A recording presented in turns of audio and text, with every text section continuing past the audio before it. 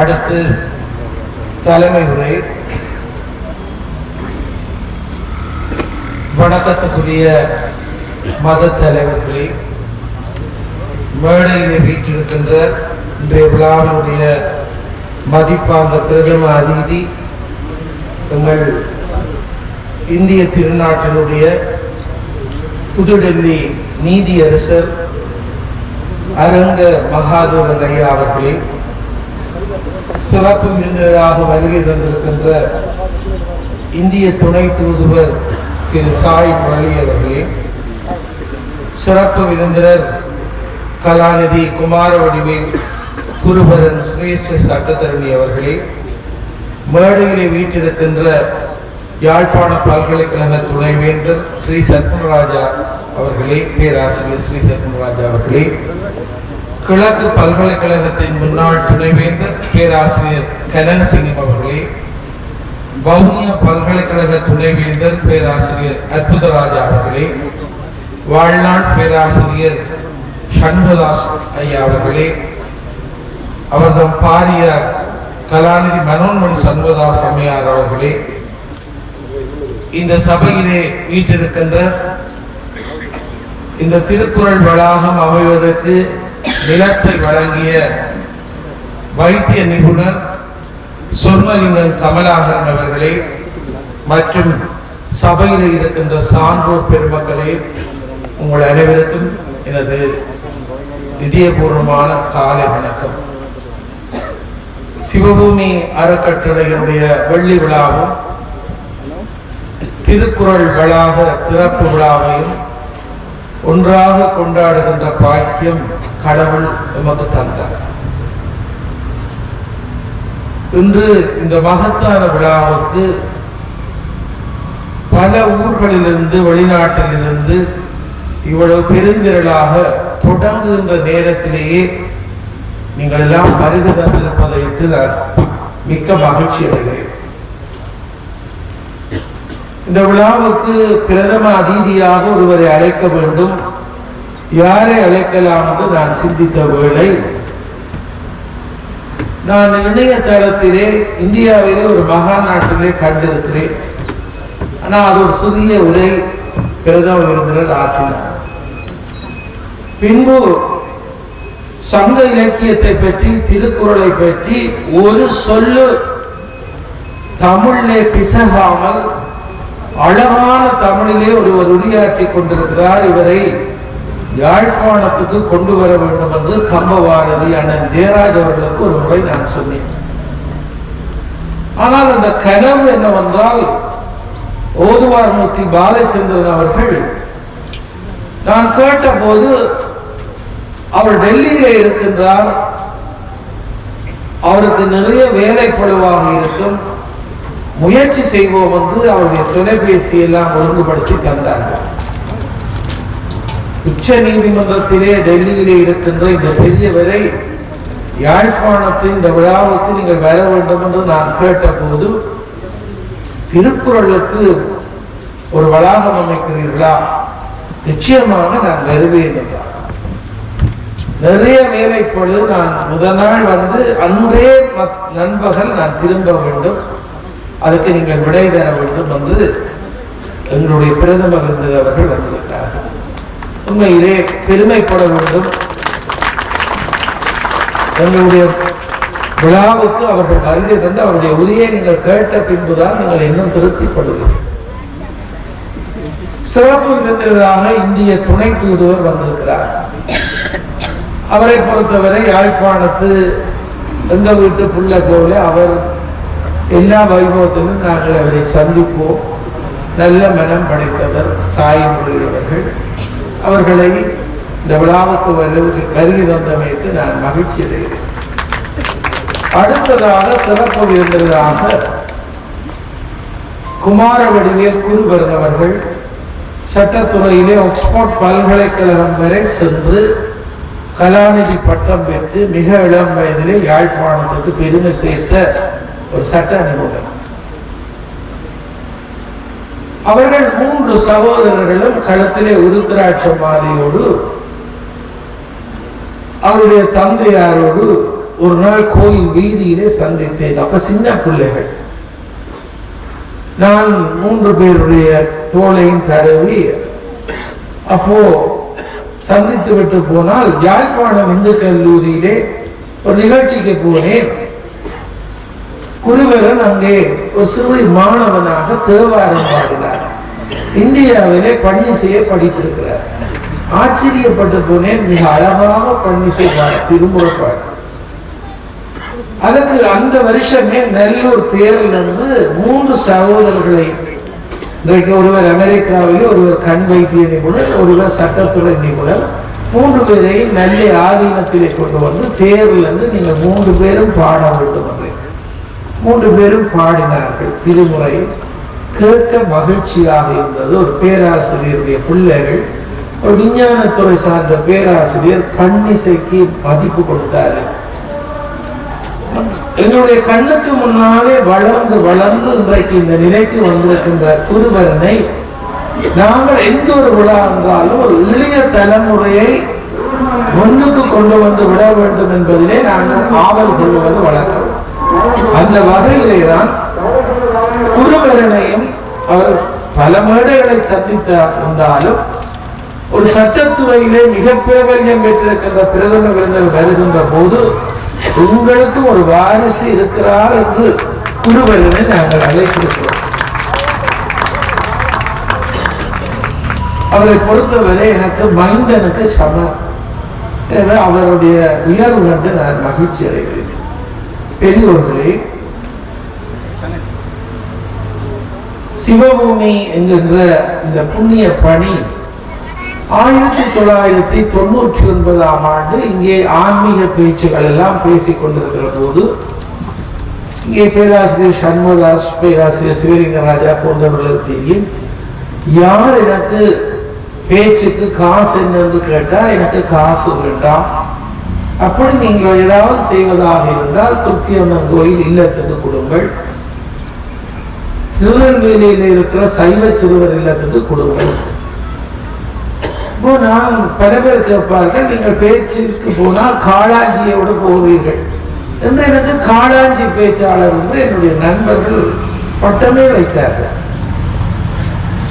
அப்படி இருக்கின்ற போது யாழ்ப்பாணத்திலே வேறு வேறு இடங்களிலே சொற்பொழிவாற்றுகிற போது 10 நாள் பேசினால் 2 மூட்டை அரிசியை கொண்டு போய் அநாத நிலையத்துக்கு கொடுங்கள் என்று சொல்லுவேன். அவர்கள் கொடுப்பார். அது 2 மூட்டையாகி 3 மூட்டையாகி 10 மூட்டையாகி பிறகு தேசம் கடந்து என்னை பேச்சு கலைத்தார்கள். பல லட்சம் ஆகியது. காளாஞ்சி பேச்சாளர் பல லட்சங்களை பேச்சுக்கு அழைத்தவர்கள் தந்தார்கள். 99ஆம் ஆண்டு பேச்சு முடிந்து லண்டன்ல இருந்து வருகிற போது திரு சச்சிதானந்தன் தான் லண்டனுக்கு அழைத்தார். பேச்சு முடிந்து வருகிற போது பல அன்பர்கள் பணம் தந்தார்கள். ஒரு சதத்தையும் வீணாக்காமல் துர்க்கையம்மன் கோயில் இல்லத்துக்கு ஒரு பகுதி, மிகுதியை புற்றுநோயினாலே வருந்துகின்றவர்கள், இங்கே இருந்து கொழும்புக்கு போகிறவர்கள், செஞ்சிரி வச்சங்கள் கப்பலில் போறவர்கள் சரியா கஷ்டப்படுகிறார்கள் என்று வைத்திய கலாநிதி செல்வி கனகரட்னம் அம்மையார், இப்பொழுது சத்தியமூர்த்தி அவர்கள் பணிப்பாளராக இருக்கிறார், அப்பொழுது கனகரட்னம் அம்மையார் இனி ஒரு அன்பான வேண்டுதல் விடுத்தார்.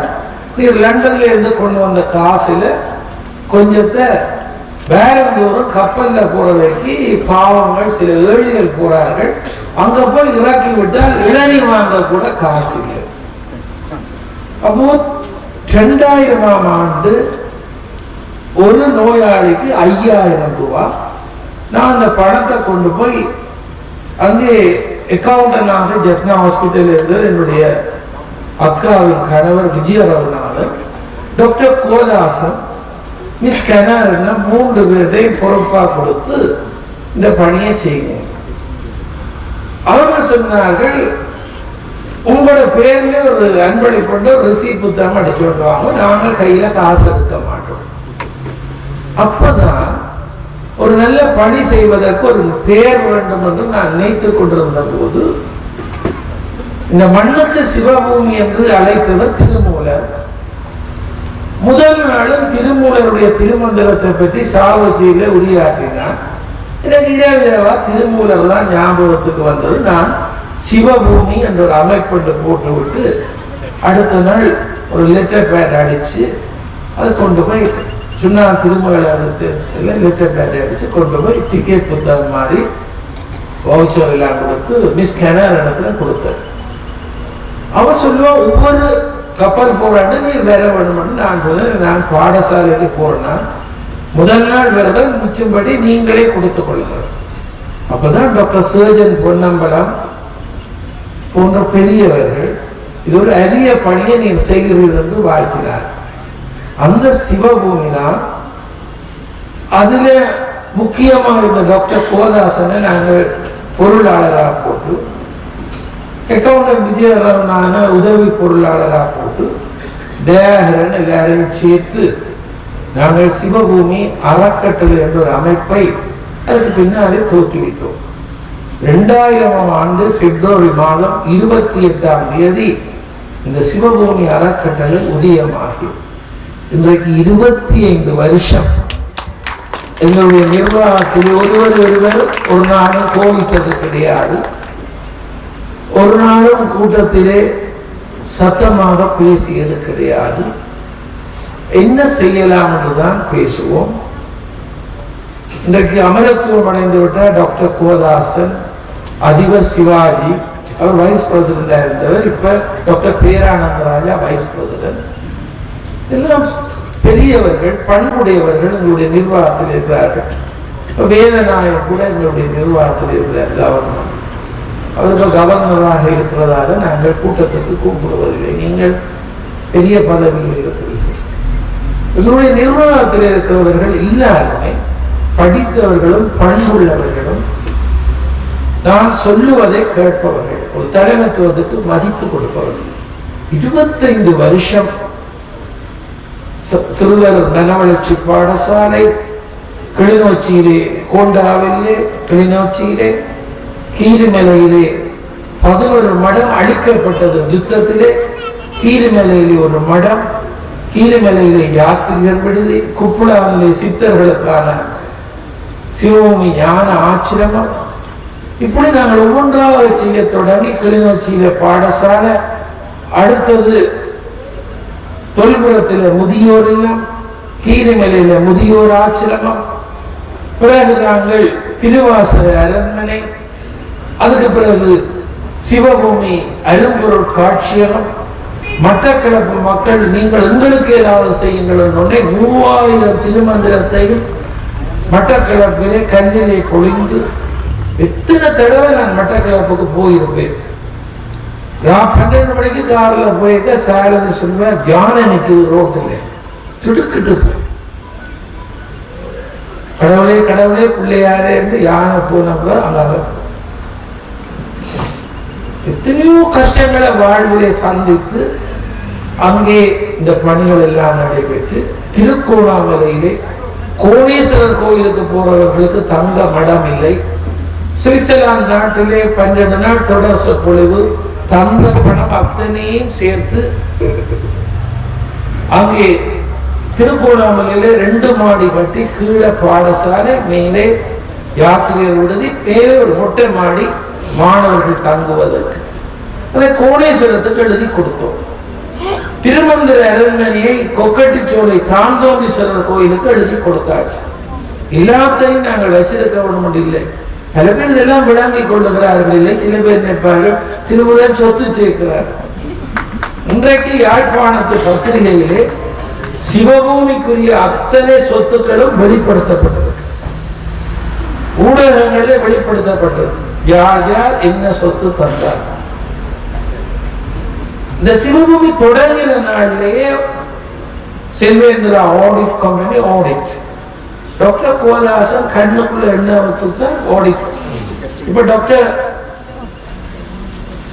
கமலகுமார் அவர் இப்போ ட்ரெஷரரா இருக்கிற ஒவ்வொரு சதம் கணக்கு பார்க்கக்கூடியது.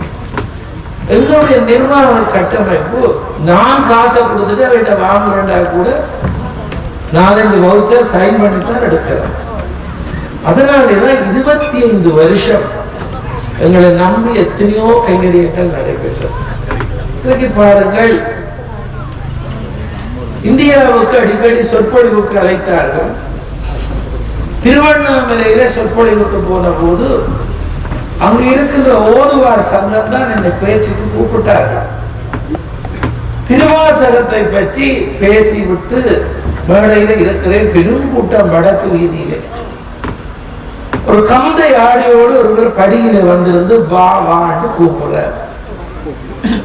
எனக்கு பக்கத்தில் இருந்த ஓதுவார் தண்டாயுதபாணி அவர்கள் சொன்னாங்க, திருவண்ணாமலையில பைத்தியங்கள் எல்லாம் இருக்கும், கிறுக்குகள், நீங்க போவாரு. எனக்கும் அவர் கூப்பிட கஷ்டமா இருந்து எழுதி போனேன். உட்காரு என்றார் படியில. பெரிய பேராசிரியர்கள் மேடையில நான் போய் படியில இருந்தேன். அவர் அந்த திருவாசகத்துல நான் சொன்ன அடிகளை மிச்சம் சொல்லுகிறார். கல்வி என்னும் பல்கடல் புழைத்தும், செல்வம் என்னும் அல்லலில் புழைத்தும், நல்குறவு என்னும் தொல்விடம் புழைத்தும், புல்வரம்பாய பலதுறை புழைத்தும், தெய்வம் என்பதோர் சித்தம் உண்டாகும். படபடன்னு அவர் சொன்னார். ஆங்கிலத்தில் சொல்ல சொன்னார். பிறகு அதை வேறு மொழிகளிலேயும் சிலது இப்படி சொல்லுவார்கள். நான் நீங்கள் யாரு, உனக்கே அந்த கதை. திருவண்ணாமலை என்பது ஒரு பெரிய சேத்திரம். யார் காவி கட்டவும் இல்லை. கந்த நாடை கண்ணெல்லாம் பூனை பிடித்து போயிருக்கு. ஆச்சரியப்பட்டு போனேன். மேடையில் எங்களுக்கெல்லாம் பொன்னாட போகிறார்கள். போக்க வேண்டியால் கீழே இருக்கிறார். இவ்வளவு ஆழமான அறிவோடு இருக்கிறார். யார் என்றே சொல்லவில்லை. முதுகிலே அடிக்கடி தட்டி, இந்த பேச்சு எனக்கு நல்லா பிடிச்சது, என்ன படிச்சு பேசு. யாழ்ப்பாணம் தான் திருவாசகத்தை சுவாசிப்பவர்கள் இருக்கிறார்கள். இறுதி கிரியையின் போதும் புற்றுணம் அடிக்கிற நாடு யாழ்ப்பாணம். ஆனபடியால் திருவாசகம் போர்ல, நெருப்பில, காற்றில அழியாமல் இருப்பதற்கு நீ கடமை செய்ய வேண்டும். நான் உடனே சொன்னேன், அங்க 2 புத்தகம் பெரியவர்கள் எழுதியிருக்கிறார். இந்த மாவட்டபுரத்திலே நவநீத கிருஷ்ண பாரதியார், காரணங்களிலே அருளம்பெருவர் என்ற ஒரு பெரியவர் எழுதியிருக்கிறார் சொன்னேன். புத்தக கதை வேண்டாம், திருவாசகத்தை யாரும் புத்தகத்தில் எழுதலாம். பொருள் என்ன என்று கேட்டதற்கு சிவபெருமான காட்டினர் மாணிக்கவாசன். விரும்பினவன் விரும்பிய பொருளை எழுதலாம் என்று பேசினார். எனக்கு என்ன செய்யறன்னு தெரியல. அப்பதான் அவர் சொன்னார், கல்லில பதிக்கிறதை பற்றி சொன்னார். நான் எடுத்த வீச்சுக்கு சொன்னேன், யாழ்ப்பாணத்திலே கருங்கல் இல்லை.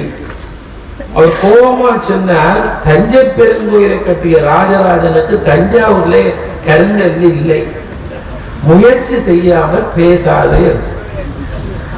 அப்பொழுதுதான் எனக்கு ஆச்சரியம் வந்தது. நான் சொன்னேன், சுவாமி நான் முயற்சி செய்கிறேன். யார இப்ப சுவாமி என்று சொன்னேன், உங்களுடைய என்று சொன்னேன். அதுக்கு எனக்கு ஏச்சு. சாமி என்று நீ ஒருதரையும் சொல்லாத, சாமி சிவபெருமான் மட்டும்தான், ஆட்களை சாமி என்று சொல்லாது. எனக்கு அதுவும் பெரிய பேச்சு. தொட்டு கும்பிடவும் கிடையாது. இப்ப என்னோட வந்தவர் எல்லாரும் விழா முடிஞ்சு சாப்பிட போறார்கள். இவர் சாப்பிடாமல் இருந்தது. இவரோட பேசுறாரு, சாப்பாட்டுக்கு வாங்க, சாப்பாட்டுக்கு வாங்க, பொறுங்கன்னு நாங்கள் கருது பேசிப்பட்டோம். எல்லாற்ற கரைச்சலும் தாங்காமல் அவர் சொன்னார், இவ்வளவு போதும் போகும், இனி உங்களை எங்க சந்திக்கிறேன், சந்திச்சா சந்திப்போம். நான் வந்துட்டேன். இரவு முழுவதும் எனக்கு யோசனை. விடிய எழும்பி என்னோட தங்கி இருந்தது சொன்ன கல்லில பதிக்கிறது நடைமுறைக்கு சாத்தியமாண்டு விடிய எழும்பி நான் வந்து திருவண்ணாமலை வீதி எல்லாம் தேடினான். அவரை என்னதான் சந்திக்கல. இப்ப தொண்டுனா சுவாமியோட போன, இப்ப கிட்ட இல்லை, போன 2 மாதத்துக்கு மேலும் போய் தேடுற. அவர் சொன்னபடியே உனக்கு பின்னால பணம் வரும், மனம் இருந்தால் எல்லாம் பெறணும். 656 பாடலை கருங்கல்லிலே பதிக்கிற போது ரிஷி தொண்டநாத சுவாமிக்கு அமெரிக்காவுக்கு போன் பண்ண, ஐயா இது நடக்கக்கூடிய காரியம் இல்லை, இது நடக்கக்கூடிய காரியம் இல்லை, இதுல என்னென்ன முயற்சி செய்ய போறீங்கன்னு எனக்கு கேட்டார். இந்த சித்தர் சொல்லி போட்டாருன்னு நான் சேர்த்துவேன். அப்பொழுதுதான் ஒரு துணிவு வந்தது. இந்த கல்லில யார் கொத்துவது, இந்தியாவில இருந்து கூப்பிடுவதா, அப்பொழுதுதான் மட்டக்களப்பாலை வருகிற போது மட்டக்களப்பில் ஒரு இளைஞன் சொன்னான், போராளியாக இருந்த வினோத் என்ற ஒரு இளைஞன் கருங்கலிலே இந்த மாவீரருடைய பேரை அச்சு போல செதுக்குவார். அவன் பாவம் இப்ப மறியலில் இருந்து கிறிஸ்டின்ல இருந்து இப்ப வந்து ஏதாவது கோயில்ல இப்படி கல்லு கொத்தி கொண்டிருக்கிறான். அவன் பாரதிபுரத்திலே கிளிநொச்சியில் இருக்கிறான் என்று முகவரி இருந்தார். இந்த இளைஞனை கூப்பிட்டு நான் கேட்டேன், இந்த திருவாசகத்தை கல்லில பொழிவாயா? மாட்டான். இந்த அறிவு குறைந்த அறிவு. அவனை நான் கேட்டேன், நீ எத்தனையாம் வகுப்பு மட்டும் படிச்சது? நான் வாத்தியார் தான், எனக்கு அதுதான் அவன் சொன்னான் 8க்கு பிறகு போகுது. 8க்கு பிறகு போகாதவனை பிடிச்சு இந்த திருவாசகத்தை எடுத்து பிள்ளை இல்லாம அப்படி பதிக்கிறார்.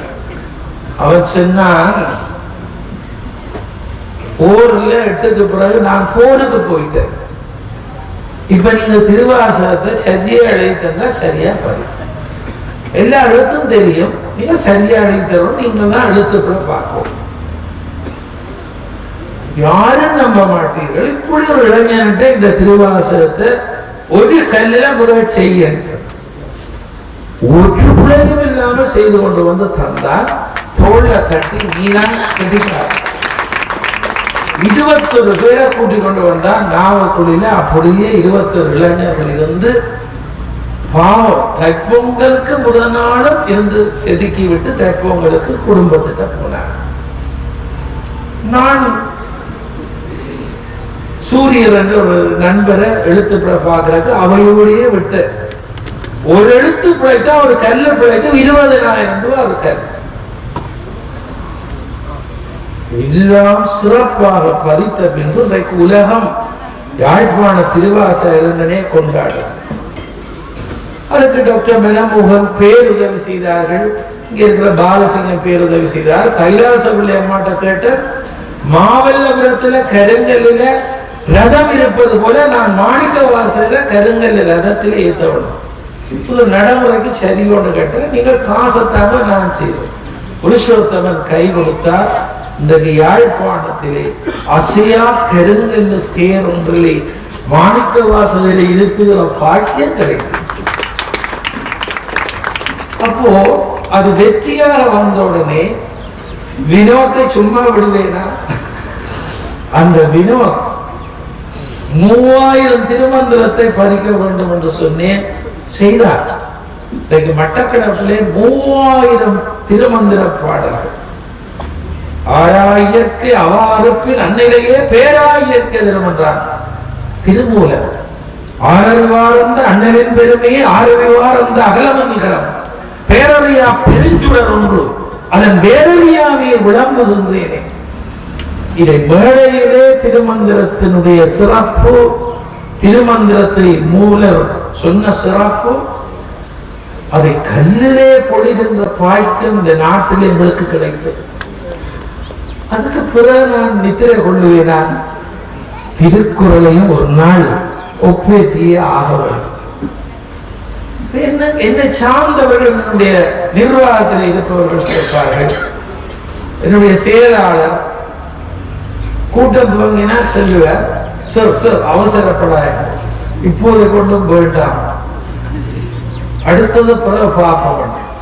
நான் சிரிச்சை போட்டு சொல்லுவேன், இன்றைக்கு ஒரு கதை சொல்ல போறேன். இன்றைக்கு 26, 27 நிறுவனம் அப்படித்தான். இவ்வளவும் சிறப்பாக அமைந்த போதுதான் திருக்குறளுக்கு 22 வருஷத்துக்கு முதல் சிவானந்த சோதி என்று லண்டன்ல இருக்கிறவர் என்னை திருக்குறள் வள்ளுவர் கோட்டத்துக்கு கொண்டு போய் அணுவணுவா காட்ட பார்த்து ஆச்சரியப்பட்டேன். எங்களுக்கு நாடு விடியவில்லை, இனத்துக்கு விடுதலை கிடைக்கவில்லை, எங்களுக்கு ஒன்றுமே இல்லை. ஆனால் பக்கத்தில் இருக்கிற தாய் நாடாக இருக்கிற இந்தியாவிலே வள்ளுவர் கோட்டத்தை பார்த்து கண்ணீர் விட்டு இப்படியெல்லாம் இருக்குது. எங்களுக்கு அடிக்கடி இடப்பெயர்வு, அடிக்கடி துன்பம்.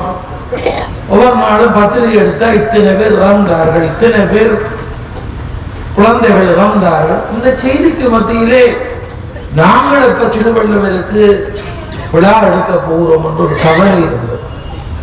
பல வருஷத்துக்கு கனவுதான். ஆனா இந்த வேளைக்கு அந்த கனவு சும்மா சும்மாக்குற கனவு தான். நினைச்ச சத்தியமா சொல்றேன், சிவபூமியில ஒரு சதமும் என்னுடைய பணம் அல்ல. எனக்கு சொற்பொழிவுக்கு அன்பளிப்பு தந்திருக்கிறார்கள், லட்சம் இல்ல கோடி தந்திருக்கிறார்கள். ஆனா அந்த சொல்லுக்கு நான் சொந்தக்காரன் அல்ல, அந்த சொற்களுக்கு நான் சொந்தக்காரன் அல்ல. பேசக்கு ஒரு திருக்குறள், ஒரு தேவாரம், ஒரு நாளடியார் இப்படி சொன்னா அந்த சொற்களுக்கு சொந்தக்காரர் எல்லாம் முன்னுலகத்தில் இருக்கிறார். சிறியன் சொன்னேன், கொஞ்சம் படித்தவன் சொன்னேன், பணம் தந்தார். இந்த திருக்குறள் வளாகம் எப்போ ஒரு நாளைக்கு கைவிட வேண்டும் இருக்கிற போதுதான் டாக்டர் கமலாஹரன் அவர்கள், ஆஸ்திரேலியாவிலே வைத்திய நிபுணர், இந்த மாவட்டத்திலே பிறந்தவர், தந்தையார் சொன்னலிங்கம் ஒரு போஸ்ட் மாஸ்டர். எடுத்தார், நான் ஆஸ்திரேலியாவில் வைத்திய நிபுணராக இருக்கிறேன், உங்களை பற்றி நிறைய கேள்விப்பட்டேன், உங்களோட பேச வேண்டும். எனக்கு இந்த மாவட்டத்தில் ஒரு வீடு இருக்கு, நீண்ட காலமாக இராணுவமும் இப்பொழுது சிங்கள பஸ் சாரதிகள் அந்த வீட்டை வச்சிருக்கிறார்கள். உங்களுக்கு நான் எழுத போகிறேன், நீங்கள் ஏதாவது நல்ல காரியம் செய்யும்போது நான் வந்தாலும் தங்க வேண்டார், நான் நம்ப மாட்டேன். சரி என்று அவர் உடனே பவரவெட்டு அனுப்பி மிஸ்ஸஸ் நீலகண்டன் உடனே எல்லாம் செய்தார். இந்த வளவில் வந்தால் 4 பஸ் நிற்குது. தென்னிலங்கையை இந்த சிங்கள நண்பர்கள் காட்சி விளையாடி கொண்டிருக்கிறார்கள், ஒருவர் மச்சம் சமைச்சு கொண்டிருக்கிறார் சாப்பாட்டுக்கு. அவர் சொன்னார்கள், தாங்கள் 10-15 வருஷமா இதுக்கான பஸ் வருது, கரண்ட் எல்லாம் எடுத்துட்டா நாங்கள் இந்த காணியை விட மாட்டோம், இது எங்களுக்கு தான் சொந்தம். நான் உறுதியை காட்டி என்ன பயன், இது எங்களுக்கு தான் இப்ப சொந்தம், நீங்க கெரியா விட வேணும், நாங்கள் இதை கட்டிடம் கட்ட வந்து கேட்டா அவர்கள் விட மாட்டார்கள். சில நேரம் ராணுவ வீரர்கள் வந்து என்னோட பேசுவார்கள், எங்களோட பஸ்காரர்களுக்கு கரைச்சல் கொடுக்குறீங்களா? சொன்ன ஒரு கரைச்சலும் இல்லை, இதுதான் காணி, அது இப்போதைக்கு சரி வராதுன்னு போவார்கள். இந்த கொரோனா என்ற கிருமி வந்து பல பேரை கொன்றது. இந்த கிருமி எனக்கு ஒரு உதவி செய்தது. என்ன உதவி செய்தா, இந்த பஸ் ஓட்டம் இல்லாம போனது, அவர்கள் யாழ்ப்பாணத்துக்கு வரையிலாம போனார்கள்.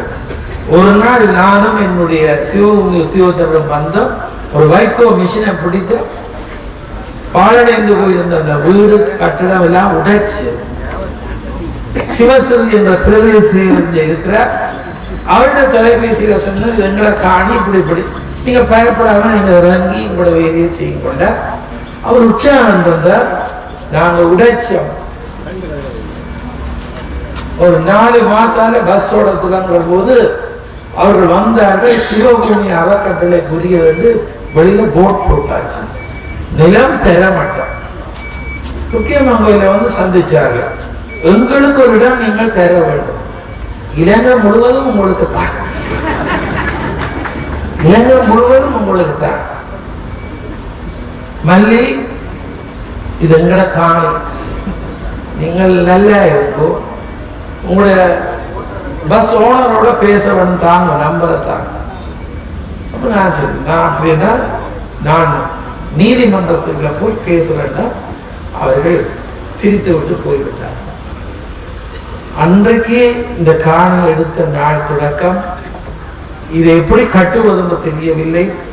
செல்வகுமார் சூரி ஒப்பந்தம், குணசிங்கம் என்ற ஆர்கிடெக்ட், ஆஸ்திரேலியாவிலே யாழ்ப்பாணம் என்று கல்லூரி பழைய மாணவன், எனக்கு சீனியர் பேட்ச்.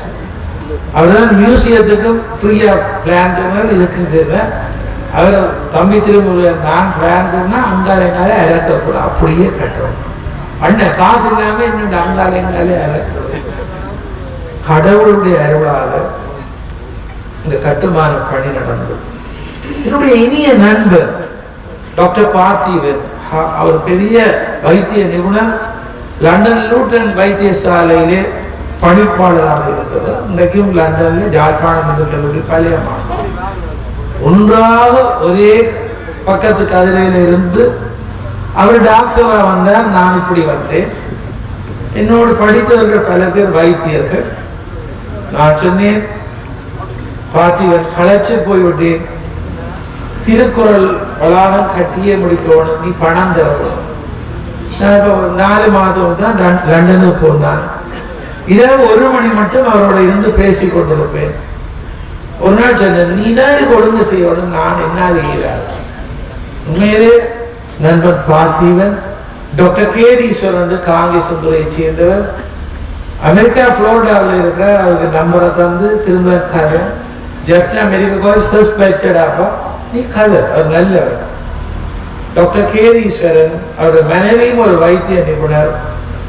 உண்மையிலே 226 லட்சம் அந்த பணத்தை அவர்கள் தந்தார். வேரணையை சேர்ந்த ஜோகநாதன், எனக்கு ஏற்கனவே கண்டி வெலகா சிவபூமி ஆசிரமம் நிலத்தை வாங்குவதற்கு பணம் தந்தவர் ஜோகநாதன். ஆண்டுதோறும் கந்த சஷ்டிக்கு இந்தியாவிலே ஸ்பான்சர் பண்றார் ஜோகநாதன். அவரும் பார்த்திவனோடு சேர்ந்து லண்டன் அபியம் அறக்கட்டளையில் இருக்கிறார். பார்த்தி யோகனையோட கதை யோகனைக்கு எடுத்து தந்த யோகனை நம்பி யாழ்ப்பாணம் போறேன், நீங்கள்லாம் மேல் மாடி கட்டி தருவாங்க சார், நீங்கள் கேட்டா நான் மறுக்க மாட்டேன். 2 பெரிய நிதி வளம் குமார் என்று விரும்புகிறாரை சேர்ந்தவர், டாக்டர் ஷான் சுந்தர் கலிபோர்னியாவில் இருப்பவர், அவர்கள் உதவினார்கள். கருங்கல்லிலே வள்ளுவருக்கு சிலை வைக்கவும் என்று கந்த சஷ்டி பேச்சு முடிஞ்சு மாவல்லபுரத்து சிற்பிகள் எல்லாரையும் போய் கேட்டா நாங்க செய்து தருவோம், ஆனா யாழ்ப்பாணத்தை கொண்டு போறோம் உங்களோட பொறுப்போம். கஷ்டப்பட்டு இங்க வந்த போது ஒரு 22-23 வயது இளைஞன் உணாவில்லை, இந்தியாவிலிருந்து வந்தவர். நாங்க செய்தருவோம் ஐயா, எவ்வளவு நாள் வேணும்? 1 மாதம் தருவோம்.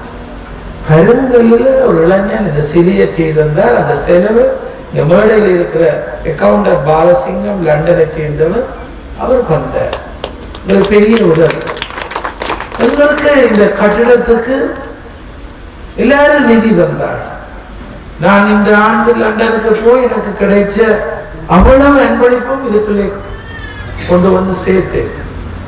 இன்றைக்கு தலை நினைந்து இந்த கட்டிட நிர்மாணத்துக்குரிய அவ்வளவு நிதியை எந்த ஒரு அரசாங்கத்திடமோ எந்த ஒரு பாராளுமன்ற உறுப்பினரிடமோ எந்த ஒரு எங்களுடைய டாக்டர் போட்டோ அல்லது பிரமுகர்களை தேடி வீடு விட அலையாமல் இன்றைக்கும் அந்த ஞானி சொன்னார், உனக்கு கடவுள் பக்கத்துல வருவாரடா, போடா போய் காரியங்களை செய்யலாம். யாரும் நம்ப மாட்டீர்கள். இந்த 6 மாதத்திலே தான் நிதி வந்து சேர்ந்தது.